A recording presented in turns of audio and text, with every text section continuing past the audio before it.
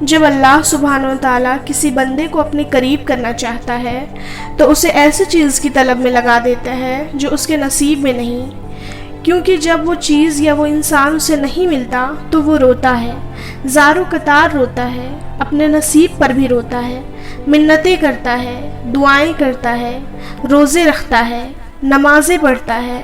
جب ساری کوشش کر کے ہار چکا ہوتا ہے تو اسی وقت اسے اللہ کا قرب حاصل ہو جاتا ہے۔ اللہ نے دکھا دیا ہوتا ہے کہ اس کے سوا اور کوئی نہیں۔ اللہ نے ساری راستے کی حقیقت عیاں کر دی ہوتی ہے، جس سے ہمیں محبت ہوتی ہے اور اب اس چیز کی طلب بھی باقی نہیں رہتی۔ دل ضد نہیں کرتا، دماغ کو سکون مل چکا ہوتا ہے، اب اسے اللہ کو راضی کرنے کی فکر لگی رہتی ہے۔ بہت خوش نصیب ہے وہ شخص جسے اللہ کی محبت حاصل ہو جائے۔ تنہائی اللہ کے قریب کر دیتی ہے۔ لوگوں کے چھوڑ جانے کا خوف نہ کرو یا لوگوں کے چھوڑ جانے سے گھبرایا نہ کرو۔ جب ساتھ کوئی نہ ہو تو دل خود ہی اللہ کی طرف رجوع کرنے لگتا ہے، ہم خود ہی اپنی باتیں اللہ سے شیئر کرنے لگتے ہیں۔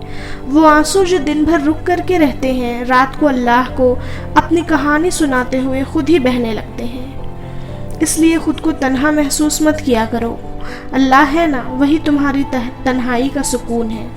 اللہ کے فیصلوں پر بھروسہ کرنا سیکھو۔ کچھ پریشان کر رہا ہے، اداس ہو، فیصلہ نہیں کر پا رہے تو ایک بار اللہ سے بول کے دیکھو، اسے بتاؤ، اس کے ساتھ مشورہ کرو، اس سے دعا مانگو، پھر دل سے یہ خوف نکال دو کہ کیا ہوگا اور کیا نہیں۔ جو بھی ہوگا بہترین ہوگا، اسے ہی توکل کہتے ہیں۔ جب توکل اتنا مضبوط ہو جائے تبھی معجزے ہوا کرتے ہیں۔ بس تمہیں اپنے معجزے کا انتظار کرنا ہے توکل کے ساتھ۔ اللہ کو پانے کا سفر اتنا آسان ہوتا تو یعقوب کی آنکھوں کی روشنی نہ جاتی۔ ایمان کمزور پڑ جاتا ہے، کوئی بات نہیں، قدم لڑکھڑا جاتے ہیں، کوئی بات نہیں، دل گھبرا جاتا ہے، کوئی بات نہیں، رونا بھی آتا ہے، مگر کوئی بات نہیں۔ مگر اس سب کے بعد بھی تمہارا بھروسہ نہیں ٹوٹنا چاہیے۔